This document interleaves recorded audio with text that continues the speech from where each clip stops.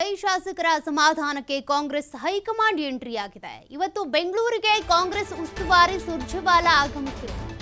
ನಾಳೆ ನಾಡಿದ್ದು 2 ದಿನ ಬೆಂಗಳೂರಿನಲ್ಲೇ ಟಿಕ್ಕಾಣಿ ಹೂಡ್ತಾರೆ. ಈಗಾಗಲೇ ಶಾಸಕರು ಒಬ್ಬೊಬ್ಬರು ಒಂದೊಂದು ರೀತಿ ಹೇಳಿಕೆ ಕೊಡ್ತಿರೋದ್ರಿಂದ ಅಸಮಾಧಾನ ಹೊರ ಹಾಕ್ತಾ ಇರೋದ್ರಿಂದ ಕಾಂಗ್ರೆಸ್ ಹೈಕಮಾಂಡ್ ಇದ್ರ ಬಗ್ಗೆ ತಲೆ ಕೆಡಿಸಿಕೊಂಡಿದೆ. ಹೀಗಾಗಿ ರಾಜ್ಯ ಉಸ್ತುವಾರಿ ರಣದೀಪ್ ಸಿಂಗ್ ಸುರ್ಜೇವಾಲಾ ಅವರು ಬೆಂಗಳೂರಿನಲ್ಲಿ ನಾಳೆ ನಾಡಿದ್ದು 2 ದಿನಗಳ ಕಾಲ ಇರ್ತಾರೆ. ಕೆಪಿಸಿಸಿ ಕಚೇರಿಯಲ್ಲಿ ಶಾಸಕರ ಜೊತೆ ಸಭೆ ನಡೆಸುತ್ತಾರೆ. ಭೇಟಿ ಮಾಡಬೇಕು ಅಂತ ಶಾಸಕರಿಗೆ ಸುರ್ಜೇವಾಲಾ ಫೋನ್ ಕರೆ ಮಾಡಿದ್ರಂತೆ. ಕೆಪಿಸಿಸಿಯಿಂದ ಕೂಡ ಕರೆ ಹೋಗಿದೆ. ಸಮಸ್ಯೆ ಹೇಳಿಕೊಳ್ಳೋದಕ್ಕೆ ಇದು ಒಂದು ಮುಕ್ತ ಅವಕಾಶ. ನಾಳೆ ಕೋಲಾರ, ಚಿಕ್ಕಬಳ್ಳಾಪುರ ಹಾಗೂ ಬೆಂಗಳೂರು ಗ್ರಾಮಾಂತರ, ಬೆಂಗಳೂರು, ರಾಮನಗರ, ಚಿಕ್ಕಮಗಳೂರು ಹಾಗೂ ದಕ್ಷಿಣ ಕನ್ನಡ, ಹಾಸನ, ಮಂಡ್ಯ, ಮೈಸೂರು ಜಿಲ್ಲೆಗಳ ಶಾಸಕರ ಜೊತೆ ಮುಕ್ತವಾಗಿ ಮಾತನಾಡ್ತಾರೆ ರಾಜ್ಯ ಉಸ್ತುವಾರಿ ರಣದೀಪ್ ಸಿಂಗ್ ಸುರ್ಜೇವಾಲಾ. ಈ ವೇಳೆ ಅನುದಾನದ ಬಗ್ಗೆ, ವಿಶೇಷ ಯೋಜನೆಗಳ ಬಗ್ಗೆ ಪ್ರಸ್ತಾಪ ಮಾಡುವಂತ ಸಾಧ್ಯತೆ ಇದೆ. ಈಗಾಗಲೇ ನಮ್ಮ ಕ್ಷೇತ್ರಕ್ಕೆ ಅನುದಾನ ಕೊಡ್ತಾ ಇಲ್ಲ ಅಂತೇಳಿ ಏನ್ ಪದೇ ಕಂಪ್ಲೇಂಟ್ ಮಾಡ್ತಿದ್ರಲ್ಲ, ಅದಕ್ಕೆ ಸಂಬಂಧಪಟ್ಟಂತೆ ಚರ್ಚೆ. ಇಬ್ಬರು ಅಸಮಾಧಾನಿತರ ಜೊತೆ ಸಭೆಗೆ ಟೈಮ್ ಫಿಕ್ಸ್ ಆಗಿದೆ. ಬಿ.ಆರ್. ಪಾಟೀಲ್ ಹಾಗೂ ರಾಜು ಕಾಗೆ ಜೊತೆ ಸುರ್ಜೇವಾಲಾ ಅವರು ಸಭೆ ನಡೆಸ್ತಾರೆ. ನಾಳೆ ಮಧ್ಯಾಹ್ನ 1:30ಕ್ಕೆ ಬಿ.ಆರ್. ಪಾಟೀಲ್ ಜೊತೆಗೆ ಸಭೆ ನಡೆಯುತ್ತೆ. 2 ಗಂಟೆಗೆ ರಾಜು ಕಾಗೆ ಅವರ ಜೊತೆಗೆ ಉಸ್ತುವಾರಿ ಚರ್ಚೆಯನ್ನ ಮಾಡ್ತಾರೆ. ಕೆಪಿಸಿಸಿ ಕಚೇರಿಯಲ್ಲಿ ನಡೆಯುವಂತ 1-to-1 ಸಭೆ ಇದು. ಈ ಸಭೆಯಲ್ಲಿ ಬಿ.ಆರ್. ಪಾಟೀಲ್ ಅವ್ರ ಸಮಸ್ಯೆ ಏನು ಮುಕ್ತವಾಗಿ ಕೇಳ್ತಾರೆ. ಏನ್ ಸಮಸ್ಯೆ, ಏನ್ ಪರಿಹಾರ, ಅದ್ರ ಬಗ್ಗೆ ಚರ್ಚೆ ಆಗುತ್ತೆ. ಇನ್ನು ಮತ್ತೊಂದು ಕಡೆ ರಾಜು ಕಾಗೆ ಅವರು ಕೂಡ ರಾಜೀನಾಮೆ ಕೊಡಲಿವರೆಗೂ ಮಾತನಾಡಿದ್ರು. ನಿಮ್ಮ ಸಮಸ್ಯೆ ಏನು, ಯಾತಕ್ಕಾಗಿ ಈ ರೀತಿಯಾಗಿ ಬಹಿರಂಗವಾಗಿ ಅಸಮಾಧಾನ ಹೊರ ಹಾಕ್ತಾ ಇದ್ದೀರಾ, ಇದೆಲ್ಲದ್ರ ಬಗ್ಗೆ ಕೂಡ ನಾಳೆ ಸಭೆಯಲ್ಲಿ ಚರ್ಚೆ ಆಗುತ್ತೆ. ಕೆಪಿಸಿಸಿ ಕಚೇರಿಯಲ್ಲಿ ರಣದೀಪ್ ಸಿಂಗ್ ಸುರ್ಜೇವಾಲಾ ಅವರು ಸಭೆ ನಡೆಸ್ತಾರೆ. ಆ ಸಭೆಯಲ್ಲಿ ಮೊದಲು ಬಿ.ಆರ್. ಪಾಟೀಲ್ ಅವರ ಜೊತೆಗೆ ಮಾತನಾಡ್ತಾರೆ. ತದನಂತರ ರಾಜು ಕಾಗೆ ಅವರ ಜೊತೆಗೆ ಚರ್ಚೆ ಆಗುತ್ತೆ. ಮತ್ತಷ್ಟು ಡೀಟೇಲ್ಸ್ ಕೊಡ್ತಾರೆ ಪ್ರತಿನಿಧಿ ಶಿವಕುಮಾರ್ ಜೋಹಳಿ. ಈಗಾಗಲೇ ಬಿ.ಆರ್. ಪಾಟೀಲ್ ಹಾಗೂ ರಾಜು ಕಾಗೆ ಅವರ ಅಸಮಾಧಾನದ ಬಗ್ಗೆ ಹೇಳಿಕೆ ನೋಡಿದ್ವಿ. ಇದಕ್ಕೆ ಸಂಬಂಧಪಟ್ಟಂತೆ ಈಗ ರಣದೀಪ್ ಸಿಂಗ್ ಸುರ್ಜೇವಾಲಾ ಅವರು ಎಂಟ್ರಿ ಆಗ್ತಿದ್ದಾರೆ. ನಾಳೆ ಎಷ್ಟೊತ್ತಿಗೆ ಸಭೆ, ಏನೆಲ್ಲ ಚರ್ಚೆ ಆಗ್ಬೋದು, ಹೇಗೆ ಇವರ ಅಸಮಾಧಾನಕ್ಕೆ ಮದ್ದರಿಯುವಂತ ಕೆಲಸವನ್ನ ಮಾಡಬಹುದು ಉಸ್ತುವಾರಿ? ಸತ್ಯ, ಇವತ್ತು ರಾತ್ರಿ ರಾಜ್ಯ ಕಾಂಗ್ರೆಸ್ ಉಸ್ತುವಾರಿ ಆಗಿರುವಂತ ರಣದೀಪ್ ಸಿಂಗ್ ಸುರ್ಜೇವಾಲಾ ಅವರು ಬೆಂಗಳೂರಿಗೆ ಆಗಮಿಸ್ತಾ ಇದ್ದಾರೆ. ನಾಳೆ ನಾಡಿದ್ದು 2 ದಿನಗಳ ಕಾಲ ಅವರು ಕೆಪಿಸಿಸಿ ಕಚೇರಿಯಲ್ಲಿ ಶಾಸಕರ ಸಭೆಯನ್ನ ಕರೆದಿದ್ದಾರೆ. 2ರಂದು ಅವರು ಮಧ್ಯಾಹ್ನದವರೆಗೆ ಸಭೆಯನ್ನು ನಡೆಸಿ 2ರಂದು ಮತ್ತೆ ದೆಹಲಿಗೆ ಅವರು ವಾಪಸ್ ಆಗ್ತಾ ಇದ್ದಾರೆ.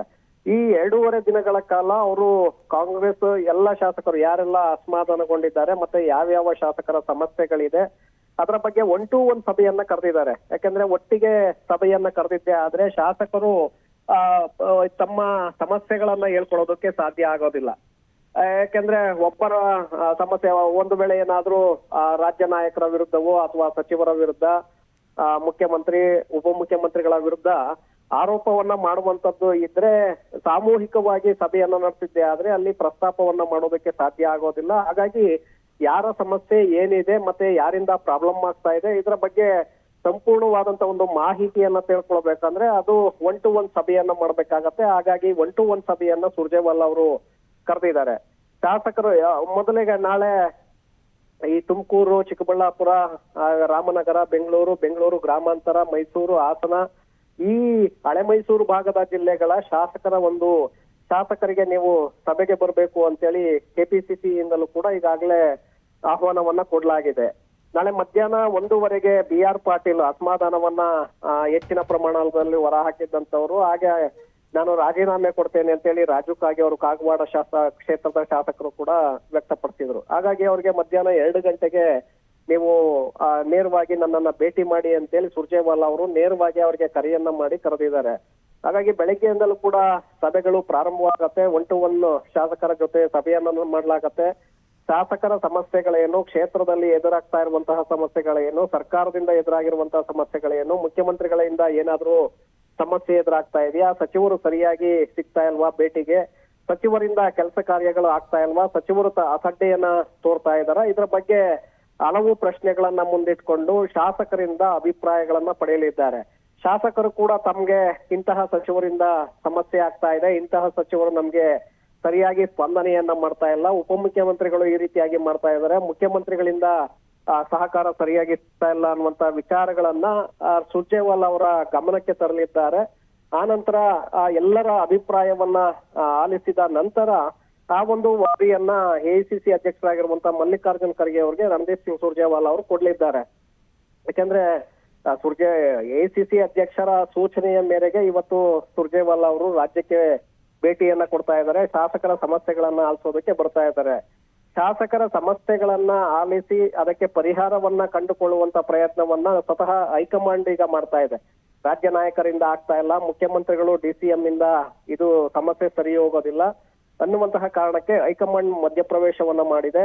ಮುಂದೆ ಏನಾದ್ರೂ ಒಂದು ವೇಳೆ ನಾವು ಹೀಗೆ ಬಿಟ್ಟಿದ್ದೆ ಆದ್ರೆ ಮತ್ತಷ್ಟು ಶಾಸಕರ ಅಸಮಾಧಾನಗಳು ಹೆಚ್ಚಾಗಬಹುದು. ಆ ಸಂದರ್ಭದಲ್ಲಿ ಸರ್ಕಾರ ಮತ್ತೆ ಪಕ್ಷ ಎರಡಕ್ಕೂ ಕೂಡ ಸಂಕಷ್ಟ ಎದುರಾಗಬಹುದು ಅನ್ನುವಂತ ಆತಂಕ ಹೈಕಮಾಂಡ್ಗೆ ಇದೆ.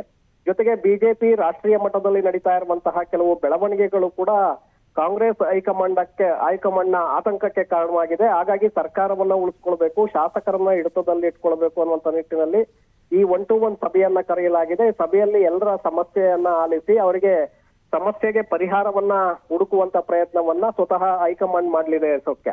ಓಕೆ, ಥ್ಯಾಂಕ್ ಯು ಶಿವು ಮಾಹಿತಿಗೆ.